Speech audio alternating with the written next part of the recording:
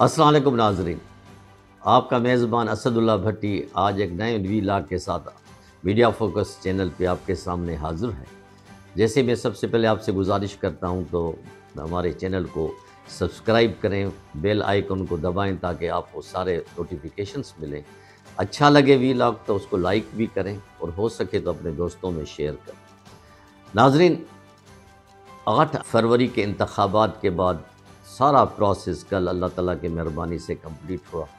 ہمارے نئے وزیر اعظم محترم شہباز شریف صاحب نے اعتماد کا ووٹ لیا۔ جیسے انیشلی جیسے ووٹنگ ہوتی ہے 2 امیدوار ہوتے ہیں، تو شہباز شریف صاحب نے 201 ووٹ لیا، آپ نے اخباروں میں اور خبروں میں دیکھا ہوگا، اور گوہر ایوب صاحب نے 92 لیا۔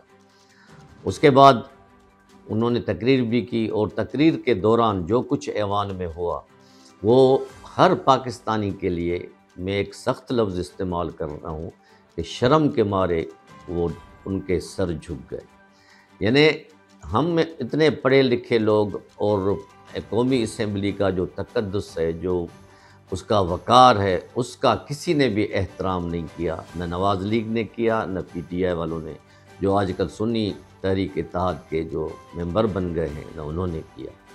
یعنی اس حد تک گالم گلوچ ہوئی، گندگی ہوئی، اور بڑے بڑے لیڈروں کو بوٹ دکھائے گئے، شوز دکھائے گئے، جوتے دکھائے گئے، اور اس کے بعد جو لینگویج وہاں استعمال کی گئی تو وہاں پوری دنیا تقریباً دیکھ رہی تھی پاکستان کے نئے پروسیس کو، پولیٹیکل پروسیس جو ہو رہا تھا سب کو دیکھ رہی تھی، اور اپنے نئے نمائندوں کو بھی دیکھ رہی تھی کہ وہ آج ان کا جو پہلا یا دوسرا دن تھا کل جو پرائم منسٹر کے الیکشن کے لیے، پہلے دن انہوں نے قسم اٹھایا، دوسرے دن پہ یہ ہوا، تو کیا سوچ رہے ہوں گے وہ لوگ کہ یہ جو پہلا دن ان کا یہ ہے، ان کے 5 سال کیسے گزریں گے۔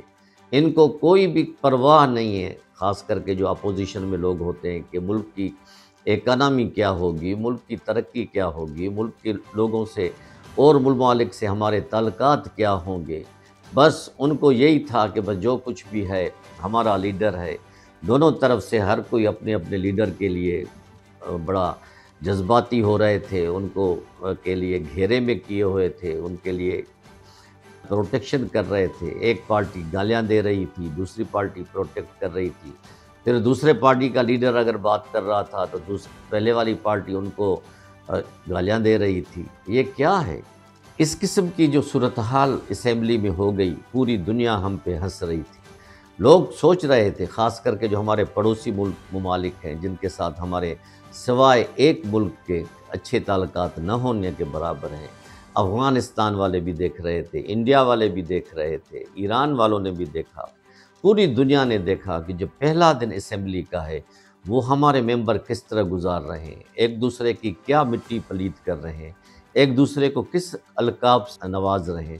ناظرین، یہ ہماری بدقسمتی ہے۔ 76 سال ہو گئے ہیں، 76 ایئرس میں کے باوجود بھی ہم نے کوئی سبق نہیں سیکھا کہ لیڈر کی اور پولیٹیکل پارٹیز آپس میں کیسے ایک دوسرے کا انٹریکشن کریں، کتنا احترام کریں، پارلیمنٹ کا تقدس کیا ہے، پارلیمنٹ کا احترام کیا ہے، ہم ابھی تک نابلد ہیں۔ ہمیں اس وقت کوئی سروکار نہیں کہ لوگ کیا کہیں گے، دنیا کیا کہے گی، لیکن ہم اتنے جذباتی ہو جاتے ہیں کہ ان کو شوز بھی لگاتے ہیں، بوٹ بھی دکھاتے ہیں، گندی گندی باتیں بھی کرتے ہیں۔ ناظرین، خیر یہ تو ہو گئی ہماری اسمبلی کی کہانی، جو 8 فروری کے بعد سے لے کے کل 3 تاریخ تک جو کچھ اس پروسیس میں ہوا وہ ہوتا گیا۔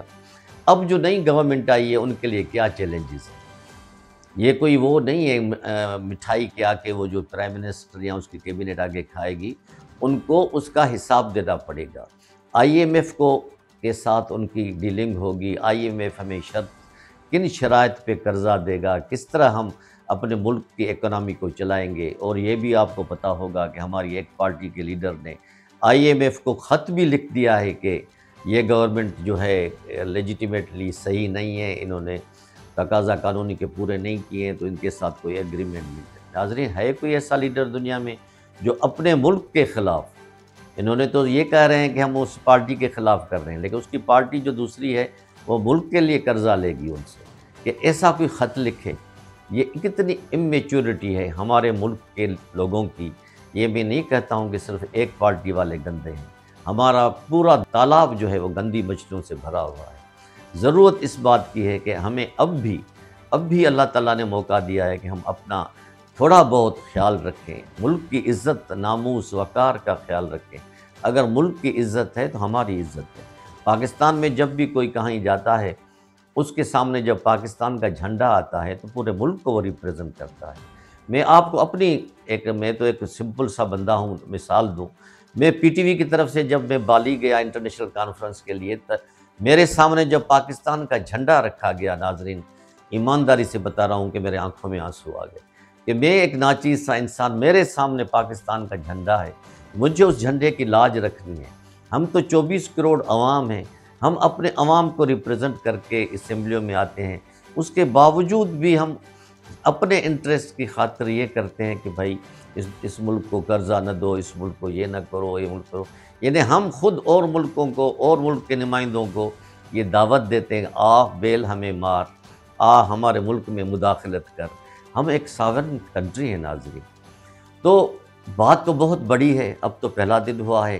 آج جب تک میرا یہ ویلاگ آپ تک پہنچے گا تو ہو سکتا ہے کہ اس وقت تک جناب ہمارے پرائم منسٹر شہباز شریف اوتھ لے چکے ہوں گے، کیونکہ 3 بجے کا آج کا ٹائم ہے۔ پریزیڈنٹ عارف علوی ان سے اوتھ لیں گے۔ اس کے بعد ایک نیا دور پاکستان کا شروع ہوگا، نئی حکومت، لوگوں کے جو نئے تقاضے ہیں، جو منشور پیش کیا گیا ہے رولنگ پارٹیز کا، اس پہ وہ کتنے حد تک عمل کرتے ہیں، عوام وہ دیکھیں گے۔ ہم ان کو تھوڑا سا ٹائم دیں، ان کو تھوڑا سا سنبھلنے کا موقع تو دیں، اس کے بعد عوام خود ہی ان کا فیصلہ کرے گی۔